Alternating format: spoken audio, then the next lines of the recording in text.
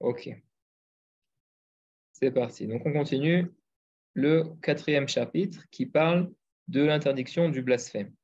Et donc, on s'était arrêté au comportement proposé. Attendez. Ok. Ok, donc petit 6. Il convient à celui qui entend un blasphème de déchirer ses vêtements pour marquer la gravité de l'acte. Donc, le fait de déchirer les vêtements dans la tradition juive se fait à deux reprises. La première fois, c'est quand il y a un décès d'un proche parent, donc soit le père, la mère, le frère, la sœur, le fils, la fille, ou l'épouse, l'époux. Donc, quand un des proches parents décède, on doit déchirer le vêtement pour marquer justement la douleur, pour marquer la douleur. Bon, il y a plusieurs explications. Est-ce que c'est pour faire sortir la douleur ou alors pour se rappeler que c'est un pour pendant les 7 jours de deuil, se rappeler qu'on est dans un endroit qui est dans un moment, une épreuve qui n'est pas facile. Donc, se rappeler à chaque moment qu'on ne doit pas détourner son esprit du deuil. En tout cas, ça, c'est la première fois, le premier cas dans lequel on déchire ses vêtements. Et la seconde fois, c'est quand on entend le nom de Dieu qui est blasphémé, donc quelqu'un qui vient et qui dit que le nom de Dieu soit maudit, etc. Et donc, la personne qui entend cette personne doit déchirer ses vêtements et tout de suite doit aller témoigner au tribunal qu'il a entendu, le fait qu'il a entendu cette personne maudire le nom de Dieu. Et donc, à tel point, c'est grave. Je ne sais pas si Laura l'avait mentionné précédemment, en tout cas, quand le témoin arrive, vous savez qu'il faut 2 témoins pour être condamné, en tout cas. Quand le premier témoin arrive et donne son témoignage, alors il doit exactement répéter les mots que le blasphémateur a employés, mais le second témoin n'aura pas le droit de répéter la même chose, il devra seulement dire « moi aussi j'ai entendu comme le premier témoin ». Tellement la chose est grave, donc on ne permet pas au second témoin de répéter les mots du blasphème. Et quand les juges du tribunal eux-mêmes entendent le premier témoin qui témoigne de ce qu'il a entendu, ils doivent eux-mêmes déchirer leurs vêtements pour marquer encore une fois la gravité. Donc ici, ce n'est pas une obligation pour un noakid, mais si un noakid entend le nom de Dieu qui est blasphémé, alors il convient de déchirer son vêtement pour marquer la gravité de l'acte et de ne pas être insensible à cette chose-là. 7. Il convient d'éviter tout manque de respect envers le Créateur, même si cela n'est pas puni. Cela inclut de ne pas causer de dommages à des livres saints, des non-saints ou des synagogues. Donc, toute chose qui, on va dire de façon générale, représente le nom de Dieu, représente la sainteté, il conviendra d'éviter de marquer tout manque de respect. On va même jusqu'à ne pas s'asseoir sur un banc où est posé un livre saint, même si d'après la halakha, même pour les juifs, c'est permis. Seulement un Sefer Torah, donc, qui est écrit sur du parchemin avec de l'encre, etc. Alors là, ça sera interdit de s'asseoir au même niveau que ce livre, par marque de respect.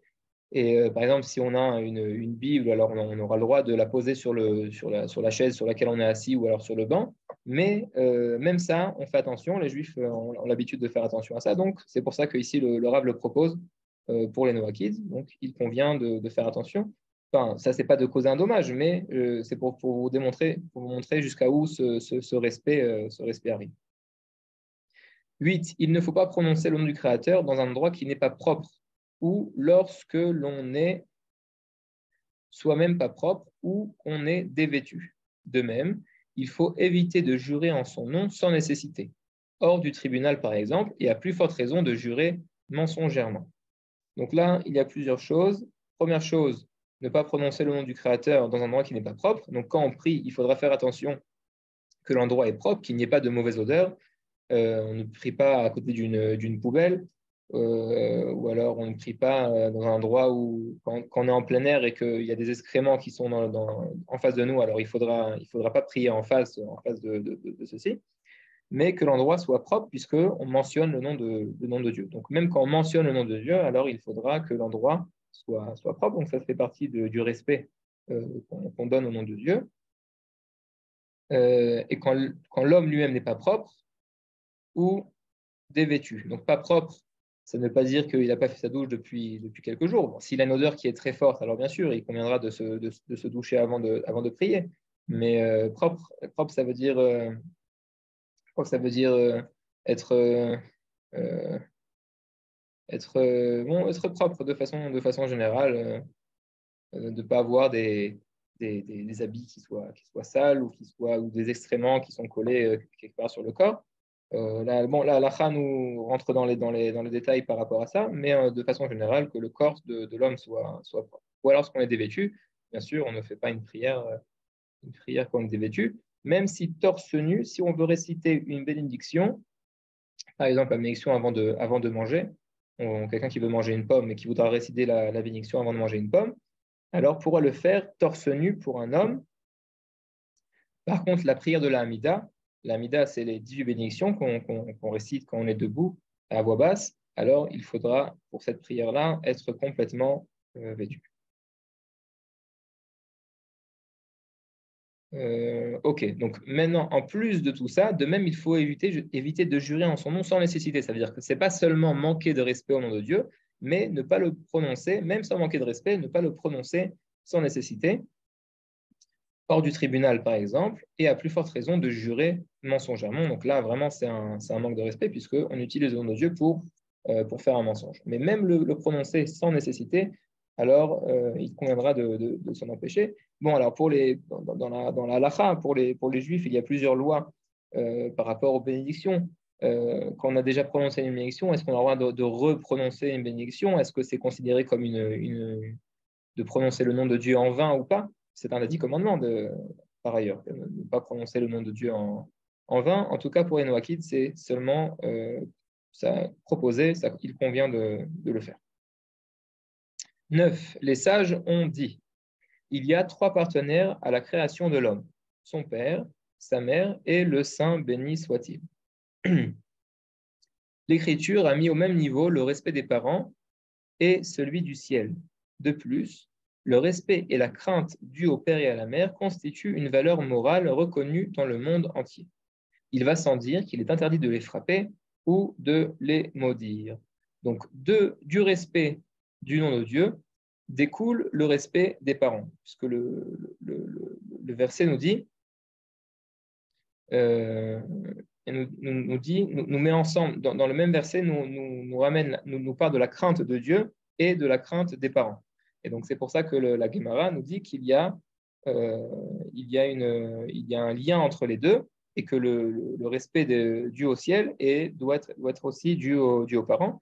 Et en plus de ça, le Rav nous a ramené la Gemara qui nous dit qu'il y a 3 partenaires à la création de l'homme, son père, sa mère et le Saint béni soit-il. Donc l'homme doit respecter son père, sa mère et le Saint béni soit-il. Maintenant, bien sûr, si le père ou la mère demande de faire quelque chose qui va contre la volonté du Saint béni soit-il, donc là, alors la Gemara nous dit, la parole du Rav et la parole de l'élève, on écoute la parole du Rav. Et donc si Dieu a interdit de faire quelque chose, même si son père ordonne d'enfreindre la loi, il sera interdit de l'enfreindre par rapport, même si on va manquer de respect à son père, puisqu'on ne va pas remplir sa volonté, puisque ça va contre la volonté du Créateur. Ok, maintenant, en plus de tout ça, en plus d'être un commandement, qui fait partie des 10 commandements, le fait de respecter son père et sa mère. De plus, le Rav nous dit, le respect et la crainte due au père et à la mère constituent une valeur morale reconnue dans le monde entier. Donc, en plus d'être un commandement, c'est aussi une valeur morale. Et donc, quelqu'un qui respecte ses parents, en plus d'avoir... enfin, ça dépend qui est au-dessus de quoi, mais en plus d'être une valeur morale, c'est aussi un commandement. En plus d'être un commandement, c'est aussi une valeur morale. Donc, on a deux choses importantes dans cette valeur. Il va sans dire qu'il est interdit de les frapper ou de les maudire. D'après la halakha juive, quelqu'un qui frappe son père ou sa mère ou les maudit est passible de peine de mort. 10. Comment leur manifester du respect? Donc là, on a vu qu'il fallait respecter et craindre les parents. Donc il y a une différence entre le respect et la crainte. Donc, comment leur manifester du respect? En leur servant nourriture et boissons, en les accompagnant lorsqu'ils entrent ou sortent, et tout comportement semblable. Donc là, ça c'est le respect. Maintenant, comment leur manifester la crainte? Ne pas s'asseoir à leur place et ne pas repousser leurs opinions de manière effrontée. Et ne pas les appeler par leur prénom et tout comportement semblable. Donc, on a ici le respect et la crainte. Donc, le respect qui est plus ce que fait un serviteur à son maître. Donc, leur servir la nourriture, la boisson, les accompagner quand ils rentrent, quand ils sortent, se lever, par exemple, quand ils rentrent dans une pièce. Et la crainte, c'est de ne pas s'asseoir à sa place, puisque c'est la place des parents, de ne pas repousser leurs opinions de manière effrontée, etc. Donc ça, c'est pour le respect et la crainte des parents. Et donc, encore une fois, qui découle de l'ordonnance de respecter Dieu, puisque, encore une fois, le verset a juxtaposé la crainte de Dieu et la crainte des parents. 11. La Torah ordonne d'honorer les personnes âgées, ainsi que les sages d'Israël et les sages noakim. Il convient cependant de respecter toute personne et à plus forte raison de ne maudire personne. D'accord, maintenant, comment est-ce que la Torah nous ordonne d'honorer ces personnes âgées?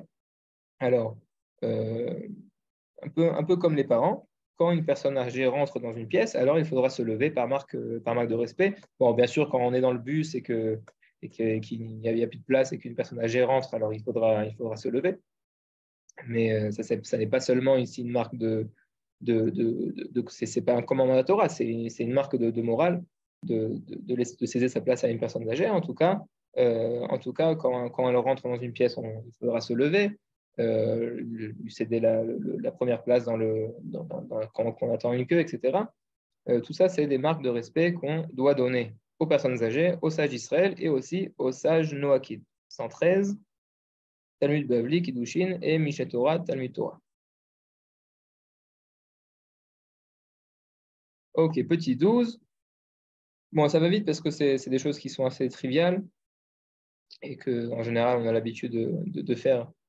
12. Il convient de faire particulièrement attention à ne pas maudire les détenteurs du pouvoir ou des personnes vénérables, et à plus forte raison de ne pas maudire le peuple d'Israël. D'accord, donc tous ceux qui ont protesté contre Macron parce qu'il a augmenté l'âge de la sortie en pension, alors il faudra faire attention à ne pas prononcer, de ne pas le maudire. On peut le contredire, on peut ne pas être d'accord, mais attention à ne pas maudire. Et à plus forte raison de ne pas maudire le peuple d'Israël, bien sûr, pas seulement les personnes qui sont vénérables, mais le peuple d'Israël aussi, qui représente, qui transmet la parole de Dieu à l'humanité entière. Il faudra faire attention à tout ceci. 13. Les sages d'Israël ont loué les nations qui respectent la Torah. 118, c'est quoi? Talmud Bavli, Choulin 92 AB. Donc là, je ne me rappelle pas ce qu'il y a écrit là-bas. Ok, donc en tout cas, les nations qui louent, qui respectent la Torah ont été louées par les sages d'Israël. Remercier le Créateur pour toutes les bontés qu'il accorde aux hommes constitue une obligation morale. C'est pourquoi les sages d'Israël ont formulé les bénédictions de louange et de remerciement pour chaque jouissance ou joie. Ces bénédictions sont détaillées dans le rituel de prière. Donc, dans le rituel de prière, on a expliqué quelles sont les sortes de bénédictions. De façon générale, il y a 3 sortes de bénédictions. Je parle pour les Juifs. Il y a les bénédictions avant de faire un commandement, avant d'accomplir une mitzvah. Par exemple, avant de mettre les téphilines, alors on récitera une bénédiction. Avant de manger du pain azim à Pessah, pendant la fête de Pâques, alors on récitera une bénédiction. Donc ça, c'est la bénédiction pour les commandements. La seconde sorte de bénédiction, c'est les bénédictions de louange. On loue Dieu. Par exemple, quand on voit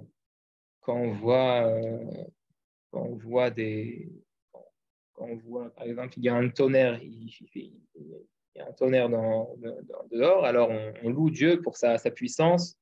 Quand on voit on voit un bel arbre, bon, ça c'est une bénédiction qu'on récite une fois par an.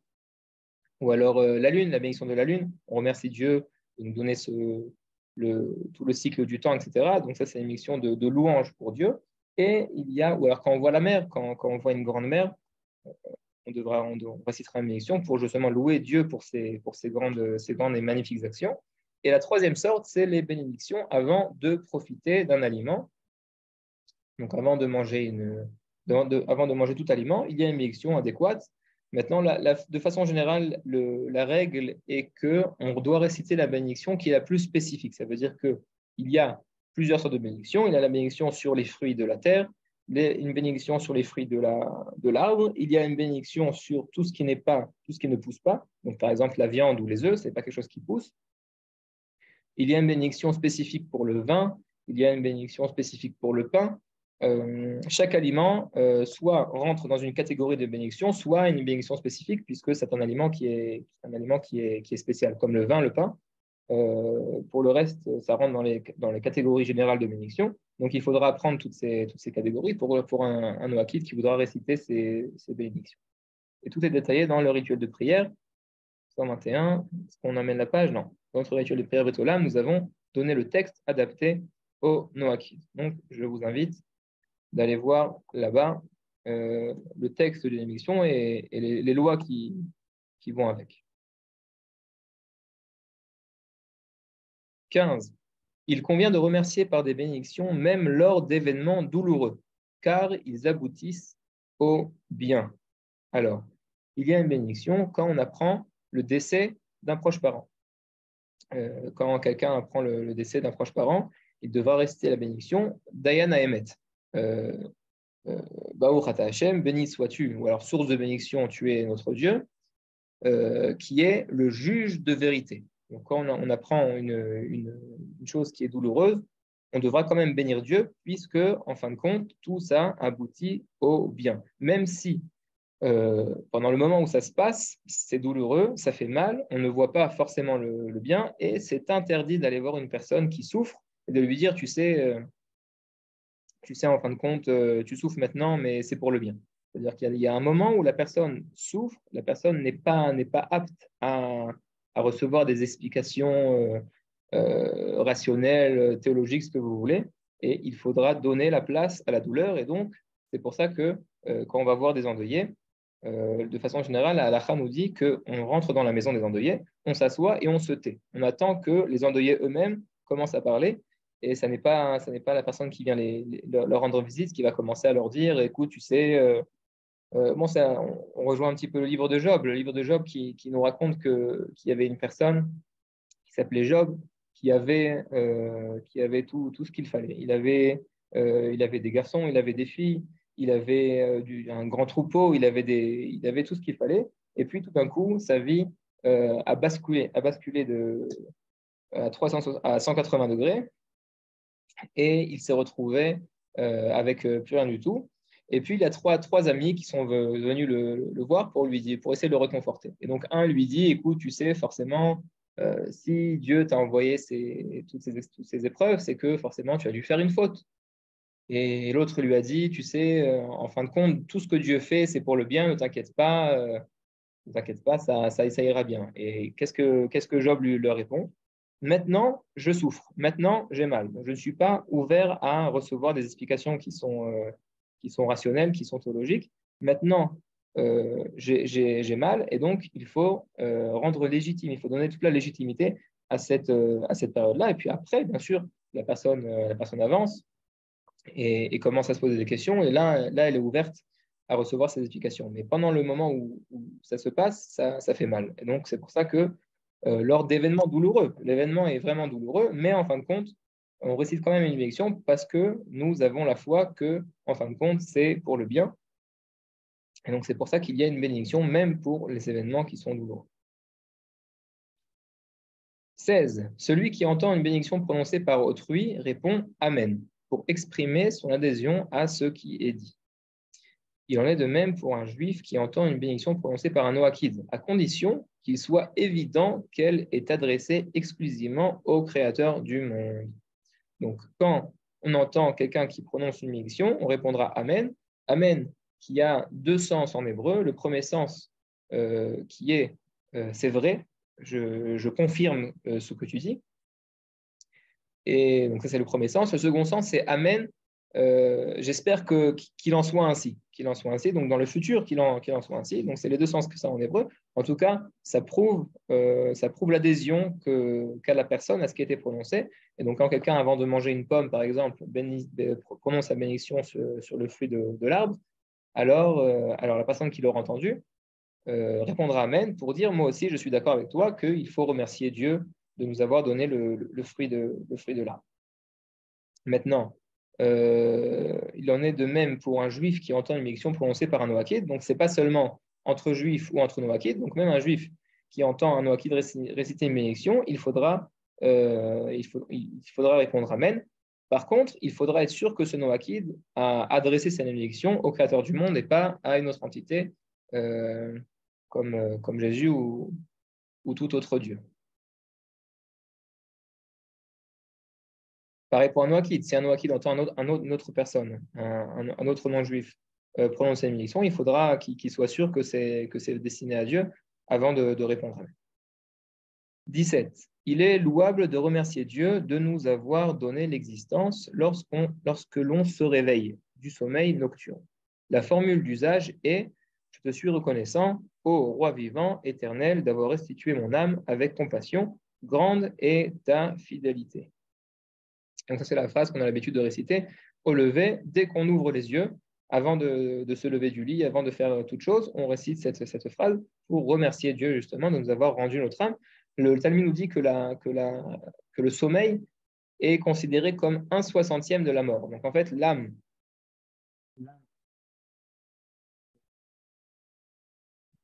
se déconnecte du corps et donc va reprendre des forces. Et donc, quand l'homme se réveille, c'est comme si on l'avait fait revivre, en fait. Et donc, c'est pour ça qu'on remercie Dieu de nous avoir refait vivre le matin. Donc, voilà. Ça, c'est la phrase qui est d'usage de réciter. C'est ce que le Rav a mentionné ici. 125. Il existe différentes formulations de cette louange antique qui apparaît dans Seder Hayom, Rav Moshe ben Machir. Ça n'apparaît pas dans la Gemara. Cette phrase n'apparaît pas dans la Gemara. Mais après la Gemara, en tout cas, tout le peuple d'Israël a l'habitude de la réciter. Donc, c'est pour ça que le Rav ici propose aux Noachides de faire de même. 18. La bénédiction par excellence est celle prononcée après un repas et est appelée Birkat Hamazon. Donc, si on regarde dans toute la Torah, dans toute la Bible, pas la Bible, le Pentateuque, on verra que la seule bénédiction qui est mentionnée, c'est le Birkat Hamazon. Birkat Hamazon, c'est la bénédiction qu'on récite après avoir consommé un repas avec du pain, et avoir mangé aussi une certaine quantité, une quantité qui nous rassasie. Et donc là, après avoir mangé cette quantité de pain, on récite le Birkat Hamazon, qui est la bénédiction par excellence, qui est la seule bénédiction qui, d'après tous les avis, est un commandement de la Torah. Toutes les autres bénédictions sont des commandements des sages, mais celle-là est un commandement de la Torah, et donc c'est pour ça que c'est appelé la bénédiction par excellence. Et donc, encore une fois, on propose aussi aux Noachides de la réciter, et dans le livre Brit Olam, Deutéronome, la datation Noachide peut être trouvée dans l'autre rituel de prière, Brit Olam.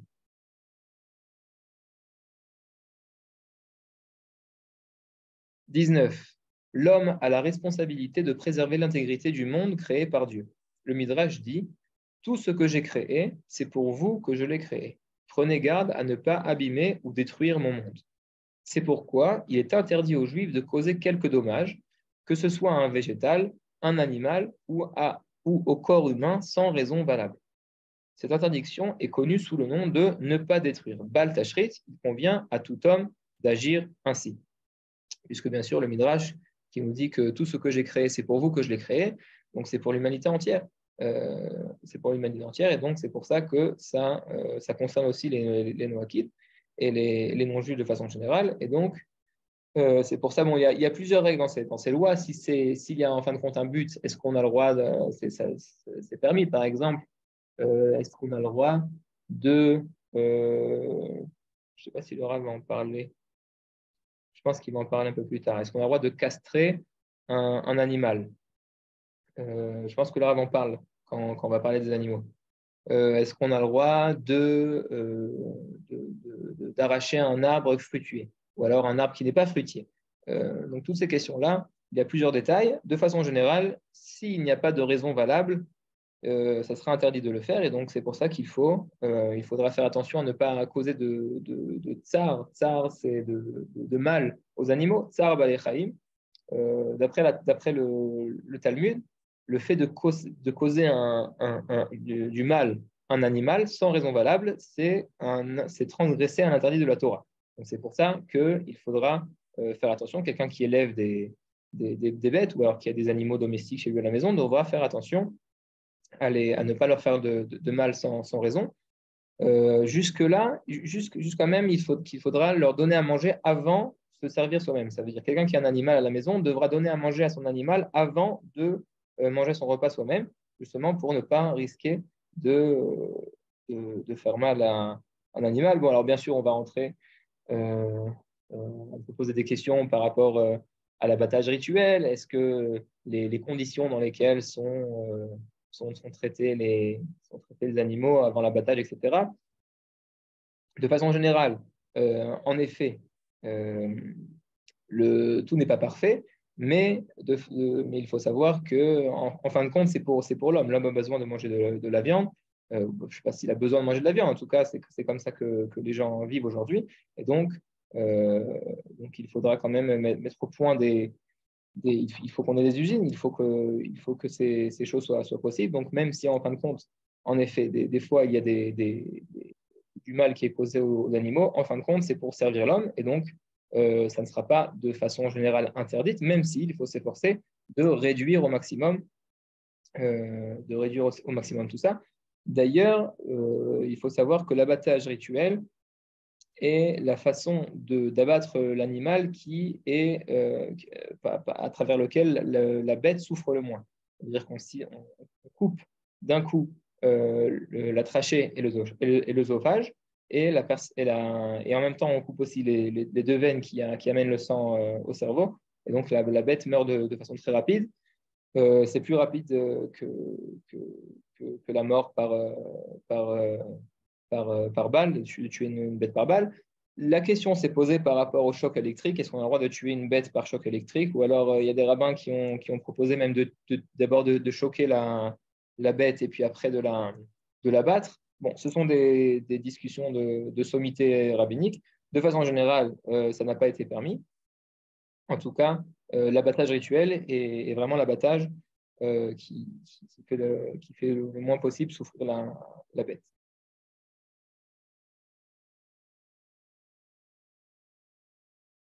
Manitou avait raconté une fois une histoire. Manitou, c'est le Rav Yehuda Léon Ashkenazi, qui était un des grands rabbins qui ont fait renaître le judaïsme juif en France après la Seconde Guerre mondiale.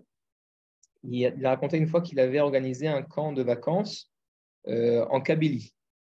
Donc lui, il venait d'Algérie. Il est né Algérie. Il est né à Oran. Il a grandi à Oran aussi, après un peu à Alger. Le père de ce Rav Ashkenazi était le grand rabbin d'Oran et puis après est devenu le grand rabbin d'Algérie. Et donc, il avait lui aussi un rôle éducatif par rapport à tout ça. Et il avait organisé une colonie juive en Kabylie. Et au même moment, pendant la colonie de vacances, il y avait une colonie de vacances musulmane qui avait été organisée au même endroit. Et donc les rabbins de la communauté avaient été voir les cuisiniers, dans les cuisines, quoi. Ils leur ont dit, faites attention à ne pas mélanger la viande que nous abattons et la viande que vous aussi vous abattez, puisque ce n'est pas la même façon d'abattre la bête. Et donc, il faudra faire attention à ne pas mélanger. Et puis, bien sûr, ça s'est arrivé. Et ils ont mélangé les bêtes. Et donc, ils sont partis voir le Rav Ashkenazi tout affolé, lui demander qu'est-ce qu'on fait maintenant, puisque les bêtes ont été mélangées, est-ce qu'il faut qu'on jette tout? Et donc, Manitou raconte, il s'appelle Manitou, c'était son surnom. Manitou raconte qu'il est rentré dans la pièce, il a vérifié il est rentré dans la pièce, il a dit ça, c'est à nous et ça, c'est à eux. Et donc, tous les rabbins qui étaient autour, ils n'ont pas compris comment c'est possible? Comment tu as réussi à savoir quelles sont les bêtes que nous, on a battues et qu'eux ont battues? Alors, Manitou a répondu, c'est très facile à distinguer. Dans les bêtes que nous, on abat, il n'y a pas de sang qui rentre dans les poumons, puisque l'abattage est tellement rapide que, puisque le couteau est aiguisé d'une façon le couteau est vraiment très aiguisé. Il n'y a aucune guima, comme on dit en français. Il n'y a aucune dent dans le couteau. La lame est vraiment parfaite. Et donc, ça fait que comment on dit, les clés d'âme, ce sont les veines, je sais pas, tout ce qui amène le sang, n'ont pas le temps de se révulser. Et donc, il n'y a pas de sang qui rentre dans les poumons de la bête, alors que dans les autres modes d'abattage, c'est plus lent et donc il y a du sang qui rentre dans les poumons. Voilà, c'était juste pour vous montrer une anecdote par rapport à la différence entre les façons d'abattage. En tout cas, il faudra bien sûr respecter les végétaux, ne pas couper des arbres, ne pas couper des fleurs ou du gazon sans raison valable. Pareil pour les animaux et pareil pour le corps humain. Alors, Laura parle un peu plus tard aussi dans la suite du livre, est-ce qu'on a le droit de se faire un tatouage ou est-ce qu'on a le droit de se suicider? C'est aussi une question. Est-ce que le corps de l'homme est considéré comme étant donné à la personne et donc la personne a envie de se suicider, elle fait ce qu'elle veut, ou alors est-ce que c'est seulement une autorisation d'utilisation qu'on a reçue quand on est né et donc on n'aura pas le droit de se causer tout dommage, de se faire des tatouages, etc. C'est aussi une question, mais je pense que Laura en parle dans la suite du livre. Voilà, on a terminé le chapitre 4. Si vous avez des questions, allez-y. Oui. Je ne vois pas qui c'est qui a ouvert son micro. Meira, shalom, allez-y. Shalom, Rav. Si on ne mange pas de pain lors du repas, est-ce qu'on peut toujours faire la bénédiction appelée Birkat Amazon? Non, c'est une bénédiction qui a été instituée sur un repas seulement de pain. Donc, non, vous ne pouvez pas réciter la bénédiction. Par contre, il y a une autre bénédiction. Quand on mange quelque chose qui n'est pas du pain, il y a une bénédiction qu'on récite après. C'est un Birkat Amazon qui est raccourci. C'est un raccourci des trois, parce que le Birkat Amazon est constitué de 4 bénédictions. Et donc, on récite un raccourci de ces bénédictions. Je pense qu'il apparaît aussi dans le livre de Britola. Donc, si on mange du pain après le repas, on récitera le Birkat Amazon. Et si on ne mange pas de pain, on récitera, ça s'appelle en hébreu le Me'en Shalosh. Me'en Shalosh, c'est un raccourci des 3 bénédictions, puisque le Birkat Amazon est composé de 3 bénédictions, plus encore une 4e, qui a été rajoutée un peu plus tardivement. Mais on ne pourra pas réciter le Birkat Amazon. Merci, Rav.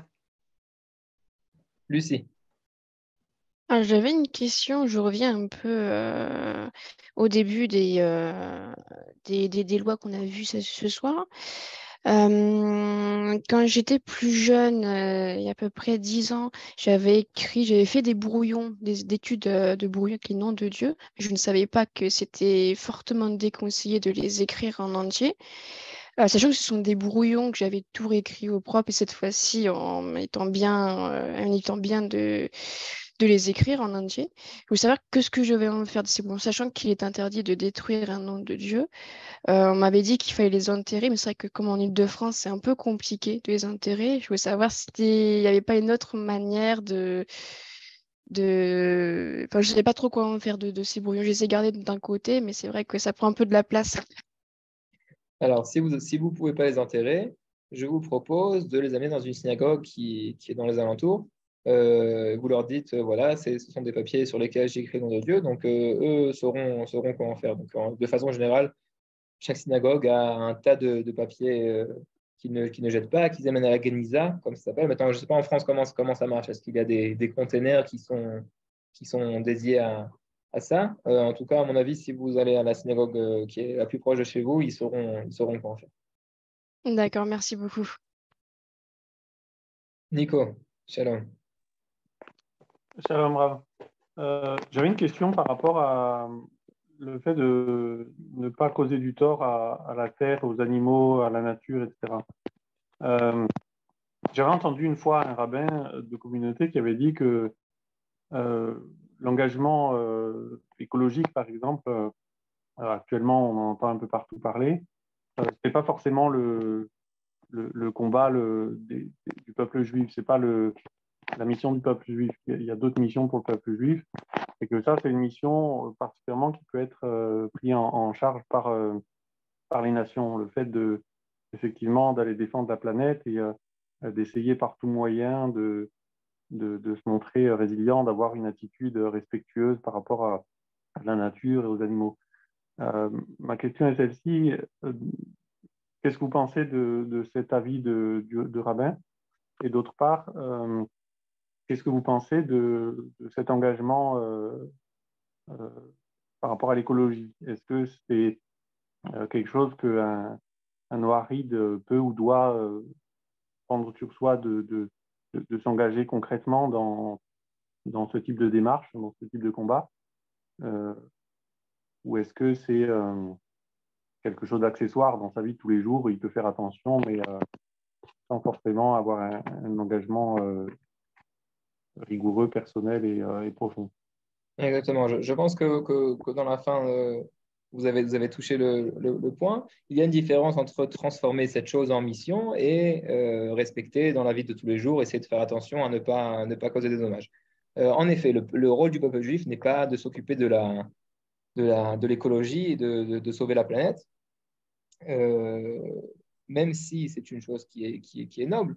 Maintenant, encore une fois, ça n'est pas le centre d'intérêt du peuple juif. Peut-être pas des Noachides aussi, de façon générale, puisque les Noachides, on va dire que si le peuple juif doit propager la parole de Dieu et la Torah, les Noachides aujourd'hui, comme vous êtes un nombre assez restreint, donc peut-être s'occuper de ça, transformer cette chose-là en votre mission, ça ferait avancer peut-être même les gens à comprendre qu'il y a importance à conserver le monde animal, le monde végétal. Donc ça, c'est pas là. Encore une fois, la différence entre le fait de transformer cette chose en sa mission et de le respecter dans la vie de tous les jours. Deuxième point, encore une fois, il faut faire attention puisque de façon, enfin moi ce que j'ai entendu, c'est que toutes les doctrines écologiques aujourd'hui donnent plus de poids à l'écologie qu'à l'homme. Ça veut dire que en fin de compte, l'homme aujourd'hui pour survivre a besoin de vêtements, a besoin de nourriture, donc il faut forcément avoir des usines, etc. Et donc ça fait de la pollution. Donc oui, en effet, avec tout ça, on entraîne peut-être la dégradation de la nature, mais en fin de compte, c'est pour servir l'homme.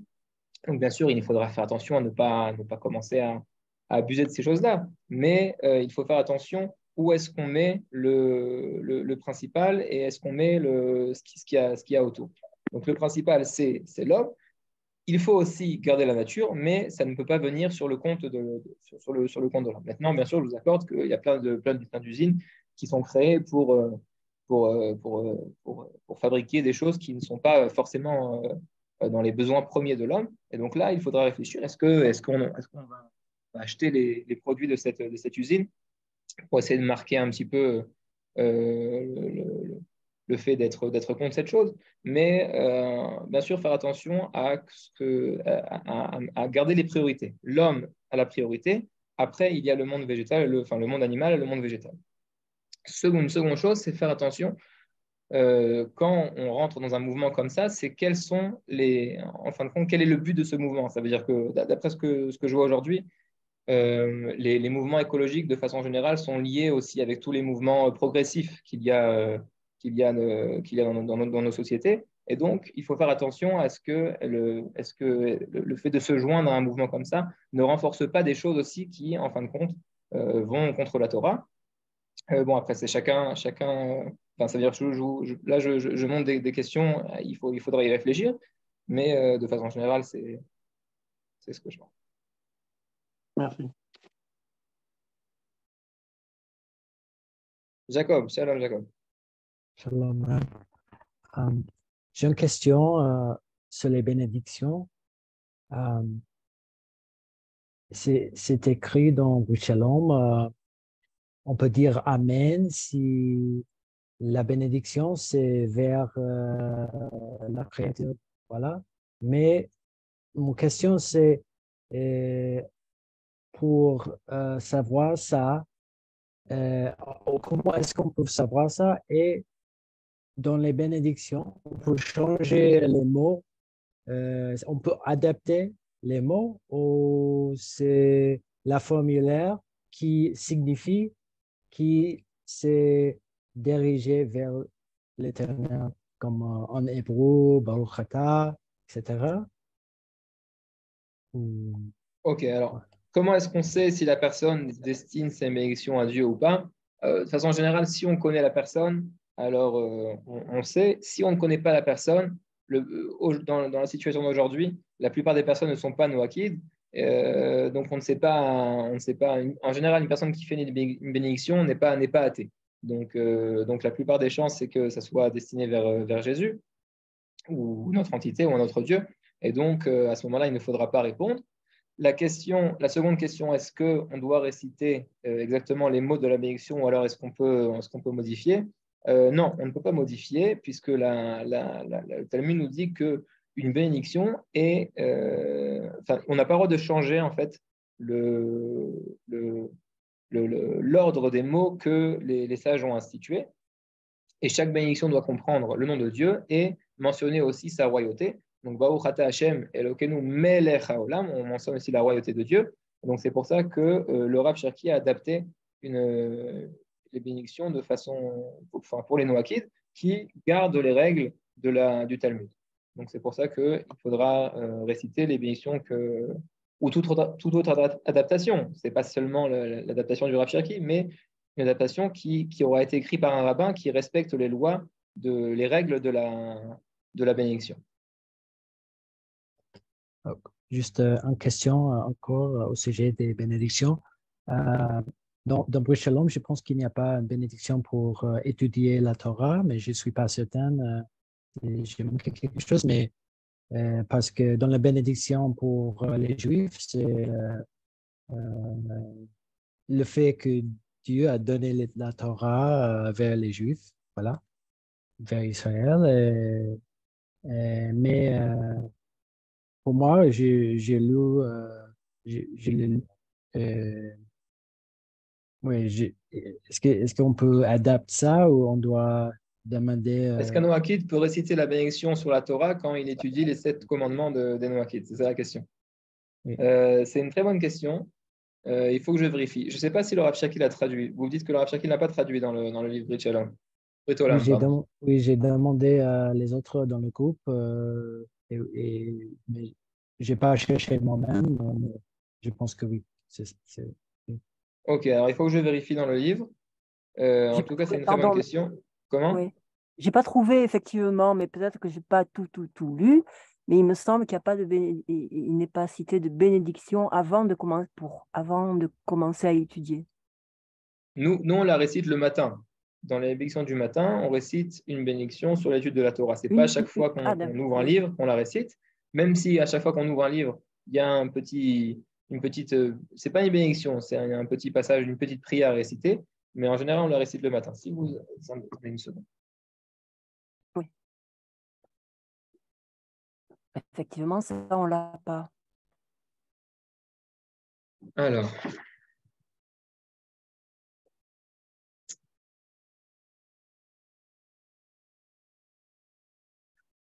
c'est la prière abrégée. Et après, il y a prière du matin, Hachayatsa, bénédiction de l'aube. Non, en effet, le Rav n'a pas amené la bénédiction ici avant l'étude. En effet, elle n'apparaît pas ici. Je suis à la page 28. Donc, on ramène toutes les bénédictions qu'on récite le matin. Et après, le Rav passe à l'hymne Adon Olam. Et écoutez, c'est une très bonne question. Adon Olam.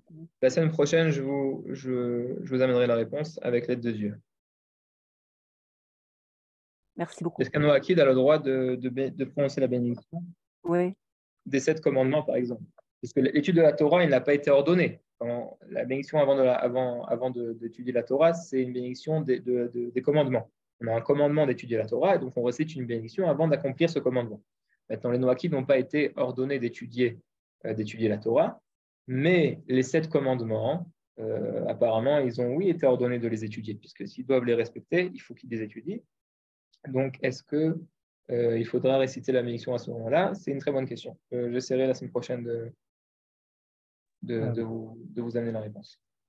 Moi, quand je récite cette bénédiction, je modifie les mots pour le moins possible pour être applicable, mais que Dieu a, en effet, qu'est-ce que je dis, c'est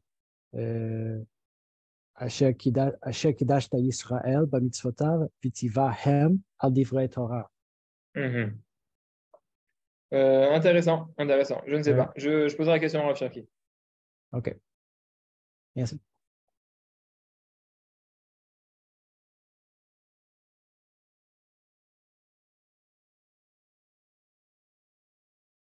OK, je vois qu'il n'y a plus de questions. Je vous dis, alors, passez une excellente semaine et à la semaine prochaine. Shavua Tov. Merci, Rav. Bonne semaine bénie à tous.